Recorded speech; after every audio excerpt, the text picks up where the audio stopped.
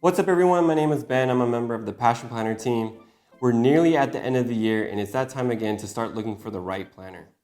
In this video, I'll be sharing a few different tips on how to choose the right Passion Planner for you as you head into the new year to achieve some great things. If you're new to Passion Planner, welcome. If you've never heard about Passion Planner before and don't know what it is a paper planner designed to help you take your long and short-term goals and break them down into actionable steps that you can incorporate into your everyday lifestyle. So that's Passion Planner. All right, so let's get into the video. The three main things that you're going to want to consider when choosing the right Passion Planner is choosing an undated versus dated planner, choosing the format of your planner, and lastly, choosing the right size. The first thing you're going to look at is whether a dated or undated planner is going to serve you best. Our dated planners allow you to start planning at the beginning of the year. This format will help you achieve your goals from January all the way to December. Next, we have our undated planners, which have no dates in them, so this will allow you to start planning at any point during the year and give you even more possibilities when customizing your planner. With having an undated planner, you don't have to worry about wasting pages. You can always pick up where you left off when you're planning. So the main difference between our dated and undated planner, besides the dates being printed inside of them, is how the pages are actually set up inside the planner. So how the pages are set up is you have your mind map in the beginning, then you have your monthly section, then you have your weekly layouts, and then you have your monthly reflection. And at the end of the planner, you have your dotted and gridded pages. Now in the undated planner, how it's set up is you have your mind map in the front as well, but then you have your monthly and then your monthly reflection all grouped together. So you have 12 monthly layouts and 12 monthly reflections back to back in the beginning of your planner that are all grouped together, and then you have your weekly layouts. The reason for that being is that will allow you to use any of the monthly or weekly spreads. Obviously not all of the months have the same amount of days in them, so that's why they're all grouped how they are. So that's the main difference.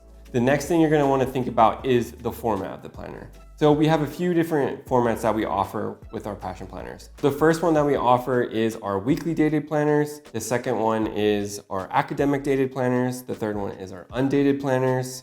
The next one is our daily planners.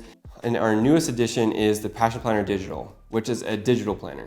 Our weekly dated planners will allow you to plan for an entire calendar year or an academic calendar. A lot of people will ask us, what is the difference between your academic and your weekly planner? And there's no difference except for the dates. The weekly starts in January, ends in December, and the academic starts in August and ends in July. So that's the only difference, along with maybe the quotes and challenges, depending on the year. All of our weekly planners, including the academic and undated, are available in Monday and Sunday starts. I prefer Monday starts because I like having my weekend days, Saturdays and Sundays grouped together at the end of the week, so that's my preference. So next we have our daily planners. The daily planners are a different format than our regular dated and undated planners, but they still have the same intentions as our other planners. What's inside the daily planner includes a passion roadmap, a yearly overview, daily layouts, monthly layouts, and self check-ins. The other thing that I'll note is that the daily planners are set up to be used 3 months at a time. So if you wanted to use dailies for the entire year, you would need to get 4 planners to use for the course of an entire year. The last thing that I'll mention is that our weekly dated or undated and our daily planners are all available in our Passion Planner digital format. And just to clarify, you will need an iPad or an Android tablet to fully utilize the capabilities of the digital planner. The digital planner is great for those who favor staying digital and has so many capabilities when customizing one's planners. You can check out our website or our Instagram, Passion Planner Digital, to learn more. The last thing is you're going to need to choose what size Passion Planner will suit you best. Our planners come in 3 different sizes. We have small, medium, and large. So most of our planners come in these 3 sizes except for our Passion Planners Daily. They only come in our small size, and our hardcover and spiral bound Passion Planner are only available in our medium size planner. All the other planners are available in 3 sizes.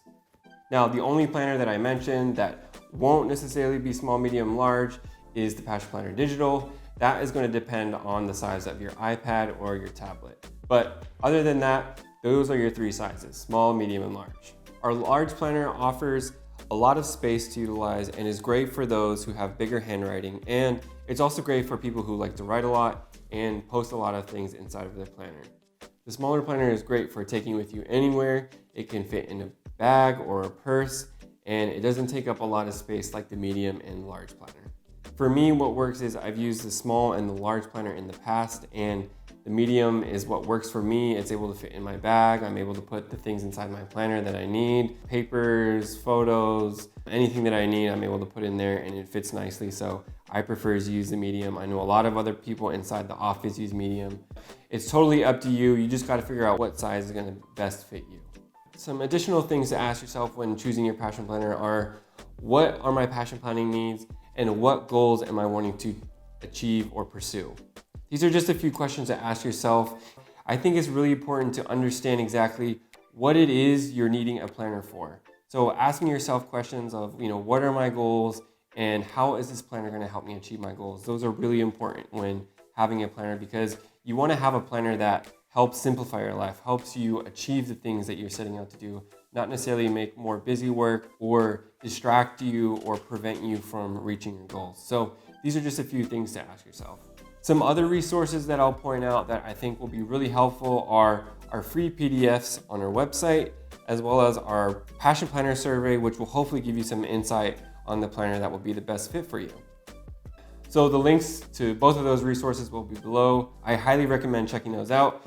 So that's all I have for you today. If you have any questions, or if you're a Passion Planner user and you have some other ways or other ideas on how you chose your Passion Planner, please comment below. I would love that. I would love to hear how you chose your Passion Planner, and I'm sure a lot of new users would love to see that as well. So please leave a comment below. Remember to subscribe to our channel. We would love your support. And also click on the bell icon to receive updates when we drop new videos.